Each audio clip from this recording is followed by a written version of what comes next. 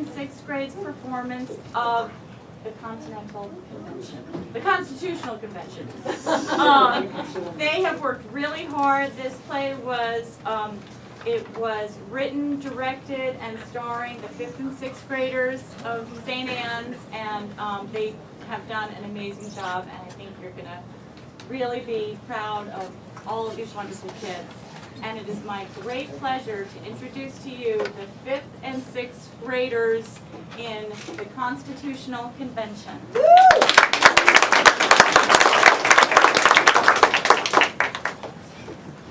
Hello, I'm Hayden Osborne, reporting here at Independence Hall in Philadelphia for the Constitutional Convention of 1787.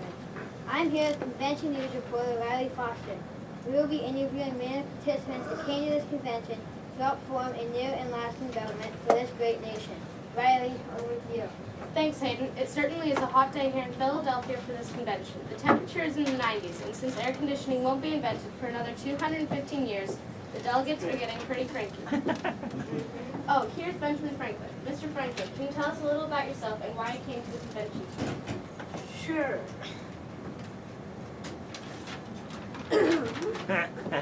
Hello, my name is Benjamin Franklin, but you can just call me Ben. I'm not feeling very well. I've been pretty sick. I've missed a few of the meetings, but as you know, at age 81, I am the oldest person here at the convention.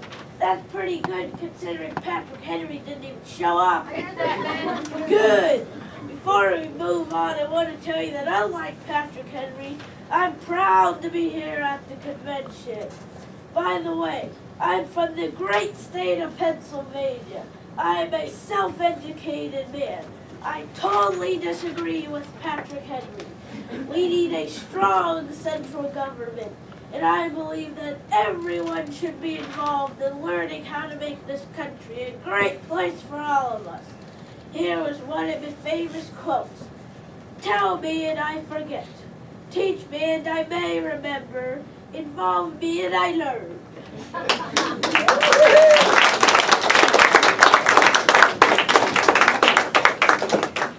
Thank you, Mr. Franklin. Ben. That was very interesting and inspiring. So I was hoping to interview Mr. Roger Sherman from Connecticut next, but I can see that he's busy breaking up a fight between Mr. William Patterson from New Jersey and Mr. Edmund Randolph from Virginia. Boy, do those two hate each other. Yep. Mr. Sherman, what is going on? Oh, hello, Riley. You know, there are a lot of people arguing about how we should govern our country, especially Edmund Randolph from Virginia and William Patterson from New Jersey.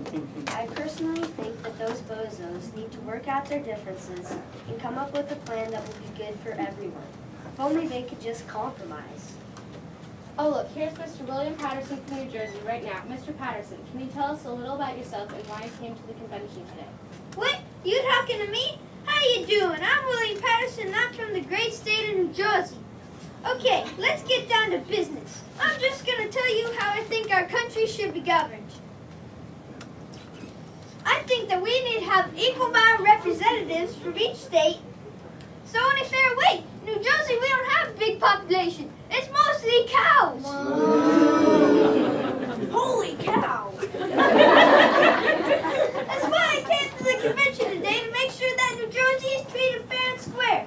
I came up with a perfectly wonderful plan. I call it the New Jersey Plan. Name has a nice ring to it, doesn't it?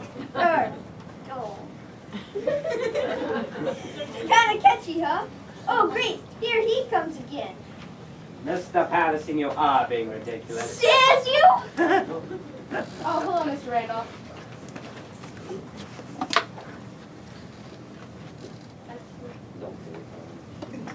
Pleased to meet you, ma'am. I am Mr. Edmund Randolph from the great state of Virginia. As you know, Virginia has a large population, and I believe that the representation in new government should be based on population. The more people, the more representatives. It only makes sense. Now let me tell you about my perfectly wonderful plan. It's much better than William Patterson's. I call it the Virginia Plan. Nice ring to it, doesn't it? That's a stupid plan. Each state should be treated equally. Hey, break it up, you two. Oh, great, Roger Sherman. What are you going to do? Give me flowers and say, oh, please don't fight with Edmund Randolph. Well, is there anything you two agree on? What about the branches of government? I like the judicial branch. And Mr. Randolph, how do you feel about having a judicial branch of government? Do you mean horse judges that interpret the laws of the land? Well, sure, I'm in the judicial branch. What about an executive branch of government? Y'all mean the president? Sure, I think it's a good idea. Yeah, sure, I can agree with that. Good. What about the legislative branch? Do you guys agree with that? You mean the branch of government that makes laws?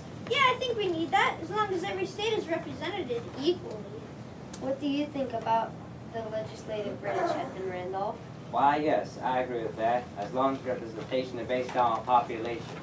Well, guys, I think that both of your ideas could work. Edmund, your Virginia plan is a great idea. We should have representation based on population. What? Now hold on, William Patterson. I think that your New Jersey plan is a Roger great... Sherman, hurry up. I'm getting old over here. We should also make sure that every state has equal representation. Oh no, Roger Sherman done lost the marbles. That's something I can definitely agree with you, Randolph.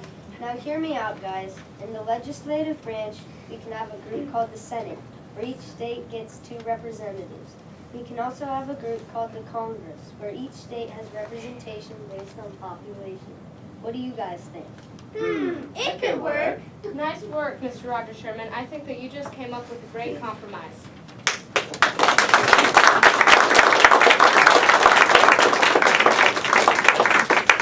Thanks, Riley.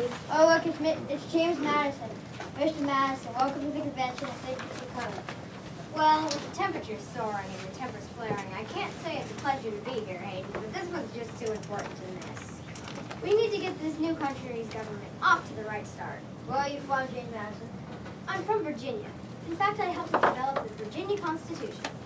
What are you hoping to see happen at the convention? I'm hoping that we can form a strong central government. I think that it's in the best interests of this country. Don't let Patrick Henry know this, but I've been secretly meeting with the convention delegates to get them to agree with me. I've also been writing a series of essays with my good friend, Alexander Hamilton. How many Bro. essays have you and Alexander Hamilton written? Well, we wrote 89 essays in all. I wrote 29 of them. That's a lot of essays. It sounds like the Constitution is kind of like a baby. Yes, it sure is. And so, in fact, sometimes I call myself the daddy of the Constitution. Well, thank you for talking with me, Mr. Madison. I hope that everything works out. And by the way, maybe you should start calling yourself the father of the Constitution. It sounds more formal. I believe you're right, Hayden. Thanks. Hey,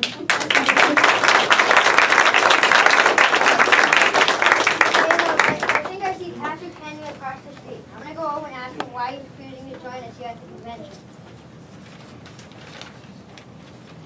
Hi, hey, Patrick Henry, why won't you join us at the convention? Katie, I'm a proud American attorney, planter, and politician. As you know, I became an orator during the movement for independence in Virginia. I will always be remembered for my famous speech when I said, "Give me liberty or give me death." It was a big hit. Everybody loved it. Yes, Miss Hayden, but why didn't you answer my question? What question was that? Why won't you come to the Constitutional Convention? Well, as I'm sure you know, Katie, I hope to send a loud and clear message to the government in Great Britain that the American colonists were tired of taxation without representation. Have you ever heard the famous speech I gave at St. John's Church in Richmond, Virginia? I said, "I know a course others may take, but as for me, give me liberty or give me death." It was awesome. Everybody thought it was. Yes, I'm sure they did, Miss Henry, but why won't you join anyone at the convention? Did you know I gave that speech on the very same day that the British marched on Concord? You remember, right? It was called The Shot Heard Round the World. And at the same time, I was saying, "Give me liberty." Yes, we know. Everybody knows. But why won't you answer my question? What question? Why won't you join us at the convention? Well, the truth is that I think that the federal government should be weak and the states should have more power. Besides, those guys Alex Hamilton and Jimmy Madison keep talking behind my back and having secret meetings, and I just know they're passing notes around. These guys are so mean. Well, I'm sorry to hear that, Miss Henry. Is there anything that you'd like to say to the delegates of the convention? Yes. Give me liberty or give me... Yeah, we know. Give me liberty or give me death. No, actually, I was thinking of give me papa. Okay, well, that's what brings you to the convention? Well, hate it. I'm too old for this.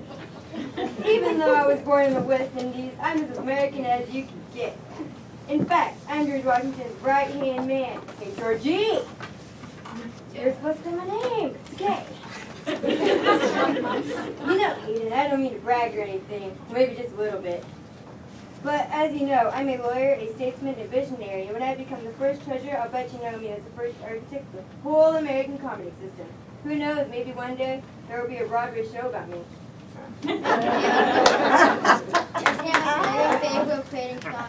Yes, sir! Wait. And as I've always said, why has government been instituted at all?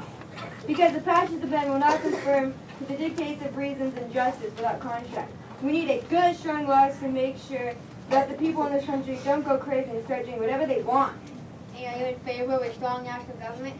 You better believe I am. I stand for a strong national government, and I'm not afraid to stand up for it, because as I always say, those who stand for nothing fall for everything.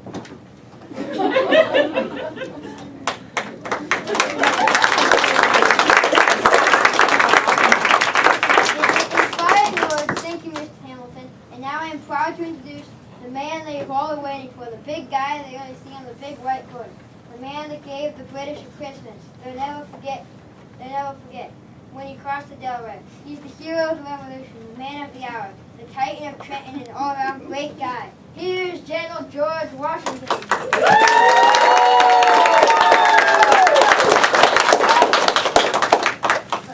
Oh, shucks, Hayden. Thank you. That was a very nice introduction. But as you know, I am a pretty humble guy. It's wonderful to meet you, General Washington. How are you? General Washington. Oh, I'm just fine, but to be honest, my feet are killing me. I'm sorry to hear that, General Washington. Why did you come to the convention today? My good friend James Madison talked me into coming. Hey, And George! Hey, Alex. No, Jimmy. And as you know, I care a whole lot about this country. When I was young, I left my farm and I became a surveyor. That was my first job, and I've seen a lot of this amazing country. Yes, it's beautiful, except for part of the North Carolina that I named the Great Dismal Swamp. That place is worse than New Jersey. Hey, I heard that, George! Oops, sorry, Bill. Anyway, as you know, I worked my way up the Continental Army until I became a general. And they won a lot of truly epic battles, like the one in Trenton. Boy, was that Delaware River icy cold. But it was worth it. Those British and Hessian soldiers never expected us. Well, it's a truly honor to meet you, General Washington. There have been a lot of rumors that maybe you're becoming our country's first president. Are the rumors true? We shall see, Hayden. We shall see. Indeed, we shall. I'm sure we will. Thank you, General. Well, that's all the news from the Constitutional Convention. I'm Hayden. And I'm Riley. And from everyone here at the convention, thank you for joining us at this truly important and historic event. And may God bless America! And may God bless America!